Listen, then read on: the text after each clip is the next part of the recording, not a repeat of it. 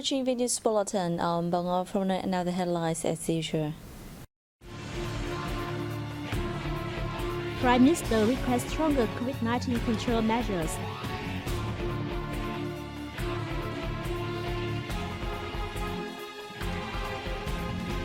Vietnam attends World Chili Pepper Trade Fair in Italy.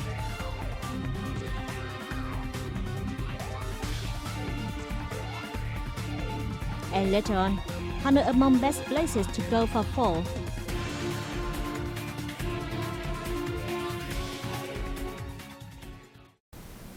Deputy Minister of Health Do Xuân Tuyên shared Vietnam's experience in realizing the twin target of curbing the COVID-19 pandemic and sustaining economic growth at an Asia-Pacific Economic Cooperation APEC meeting held in Bangkok on August 25 to 26.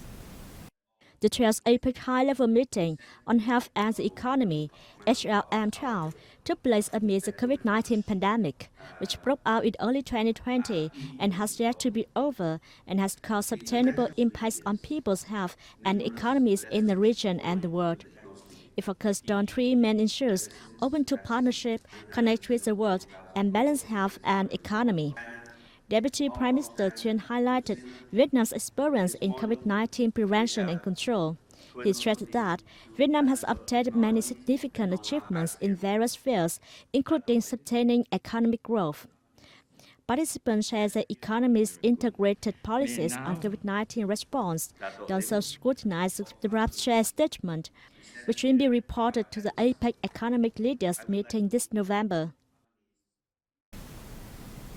About 3,000 photos and over 500 documents, items, and publications on display at the Hanoi exhibition showcasing milestones in the friendship and cooperation among public security forces of Vietnam, Cambodia, and Laos.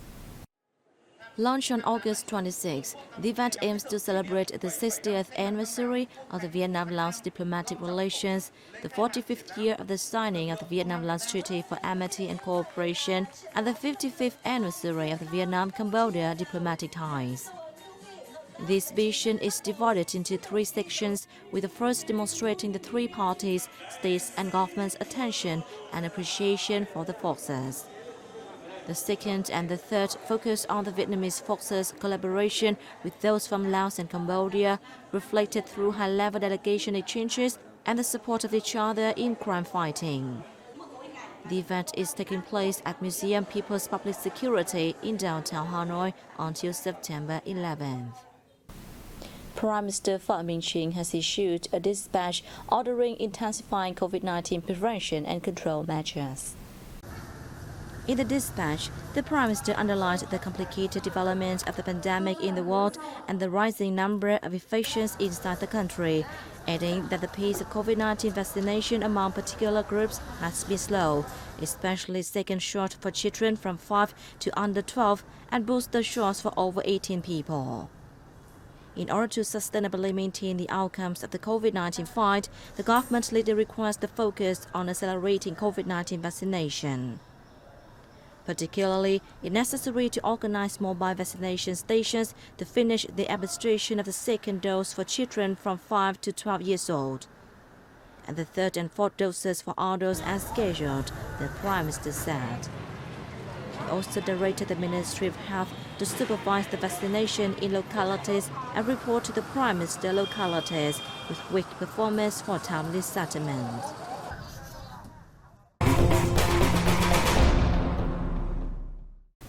Vietnamese guest workers and specialists are sending home around $10 billion each year, a five-fold surge from 10 years ago. The information was announced at the nationwide conference in Hanoi on August 25th, which was chaired by the party's Central Committee's Economic Commission. The remittances sent home by Vietnamese guest workers have contributed to eradicating poverty, expanding business and production, creating jobs, and increasing the country's foreign currency reserves. There are now 451 organizations and companies providing overseas labor services. The number of foreign markets that Vietnamese workers are sent to reached 25 in 2022, compared to just 9 in 2013. To date, over 1 million Vietnamese nationals have been sent abroad to work, up nearly 40% from the annual average recorded before 2012. They earned an average income of some $8,500 per person per year. Vietnam has exerted greater efforts in vocational and foreign language training for guest workers and specialists, as well as provided them with knowledge on their host country's legal systems and customs and career counseling. With the Ministry of Agriculture and Rural Development planning to boost high-quality rice exports, the Red River Delta, together with the Mekong Delta, are working to expand their rice farming areas that meet the stringent requirements of foreign markets. There is an area growing high-quality rice belonging to Chic Dao Cooperative in Chic Ninh District, Nam Định Province. The cooperative's measures to improve agricultural restructuring have engaged many local farmers to develop a rice value chain on an area of more than 360 hectares. Local farmers are eager to expand areas growing high-quality rice. With support from the District Bureau of Agriculture, all of our products are sold. Businesses play an important role in ensuring rice quality, as they are able to provide sound materials and good post-harvest facilities. They also make the road from farm to market much easier. Bearing some of the responsibility for ensuring the country's food security, Nam Định Province is sharpening its focus on improving rice quality and productivity while shifting to high-value crops. A lot of measures have been carried out to improve rice quality. Last year, more than 85% of local crops were high-quality rice. Like Nam Định Province, neighboring Thái Bình Province is also sparing no efforts in developing high-quality rice areas. Targeting high-quality rice production, Thái Bình is focusing on the development of large-scale rice fields with advanced technologies and investing significantly in varieties and production processes. The durian cultivation area in the southern province of Bình Phước amounts to some 3,000 hectares, half of which has been assigned for exports to China. According to the Provincial Department of Agriculture and Rural Development, 33 cultivation zones in the 1,500 hectare area will fulfill origin tracing, quality, and processing requirements for exports. The province has set up a packaging facility serving durian shipments to China. Localities are working to review the cooperation capacity of cooperatives and devise subsequent steps to help Bình Phước durian to go global. Difficulties remain, however, as durian growers are yet to adapt to stringent criteria regarding quality. The department added that the durian cultivation area in Bình Phước province is projected to surge to 8,000 to 10,000 hectares by 2030, in line with local development orientations. Vietnam is among exhibitors at the 11th edition of the World Chili Pepper Trade Fair in the city of Rieti, Central Italy, from August 24 to 20th, introducing not only its best chili pepper products, but also other species such as tea, coffee, wood ear, shiitake mushrooms, and galania. This year, the annual festival features more than 160 booths with about 450 chili pepper varieties from all over the world on display. According to Vietnamese ambassador to Italy, Dương Hải Hùng, the only foreign ambassador invited to speak and cut the ribbon at the launching ceremony, the fair takes place at the right time when the global demand for spices is on the rise. Vietnam is emerging as a major spices supplier in the global market, the diplomat said, adding that the country has been the world's #1 pepper bean exporter for 18 years. Full. Yeah, it's really good, and I really like the variety of spices that are here. They really seem delicious. Various cultural and culinary activities are scheduled on the sidelines of the event, attracting hundreds of thousands of chili pepper enthusiasts and foreign visitors. The Vietnam Laos Trade Fair 2022 officially kicked off in Vientiane, Laos on August 25th. Now let's take a look. This is the biggest trade promotion event held annually by the two countries' ministries of industry and trade in the Lao capital city, with the aim of promoting exports and expanding the sales network for Vietnam schools to Laos and the northeast region of Thailand. It also provides a venue for producers and investors of Vietnam and Laos to share experience, set up partnerships and ventures, and foster technology transfer.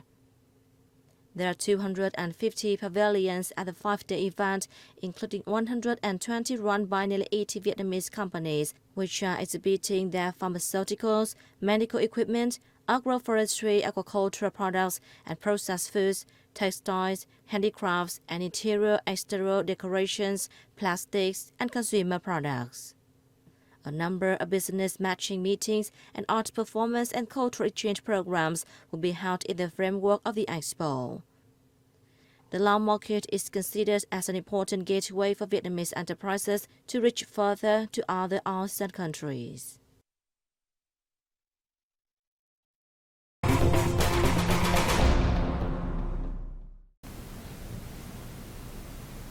The second King Bach art exhibition was recently held in Hanoi, highlighting gorgeous paintings from 9 skilled painters in the northern province of Bắc Ninh.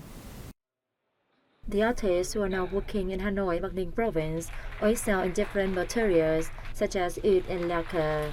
Each of them has their own composing style, making the exhibition colorful and attractive.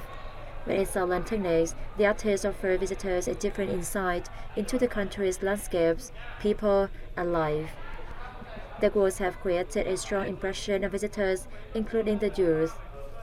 The first King Bach art exhibition was held in 2020, displaying artworks from young age painters. It served as a venue for local artists to exchange experience, share interests, and make new friends. Hanoi is listed among the 12 best places in the world to go for fall by American news channel CNN, as autumn in Vietnam's capital city is drier and cooler. With monsoon season ending, it gets drier and cooler after the monsoon season. CNN suggests that visitors stroll around the city's old quarter, famous for historical streets specializing in a particular trade like jewelry, fabrics, and flowers, where visitors can try signature dishes including chả cá, fried catfish with turmeric and dill, or bánh tôm, fried shrimp cake. A motorbike tour through the old quarter that is dotted with ancient houses, French colonial buildings, cafes, and food stalls is also a must-try experience, CNN said. The CNN list also includes Mexico, Madrid, Egypt, Cape Town, Hawaii, Buenos Aires in Argentina, and Azores Islands in Portugal. The Saigon tourist group Culinary Culture Delicacies Festival opened in Binh Thạch district of Ho Chi Minh City on August 25th, featuring more than 300 typical dishes and drinks from all 3 regions across the country. The culinary space at the festival has 3 parts, honoring the culinary culture of the northern, central, and southern regions. At the northern style food stalls, visitors will have a chance to try a wide range of authentic delicacies such as spring rolls, chicken noodle soup, and white sticky rice. The central style food stalls offer delicious dishes from the central region such as Gao Lo and Mi Quang to authentic noodle soups from Quảng Nam province. Culinary delights in the southern regions include various dishes made from local shrimp and fish or fruits. The food is diverse, showing the culture of the specific region. I tried a lot of food here. Let's feel the special festival atmosphere through a wide range of authentic delicacies and food games held during the event. The activities have promoted Vietnamese culture and convey a message that Vietnam is ready to welcome visitors. Along with introducing the culinary culture and crafts of Ho Chi Minh City and Vietnam in general to Vietnamese and international visitors, the festival also aims to stimulate consumption and gradually recover the tourism sector after 2 years of being frozen due to COVID-19 impacts. The festival will run until August 28th. And that's a wrap up our news bulletin. Thanks for watching. And see you next time.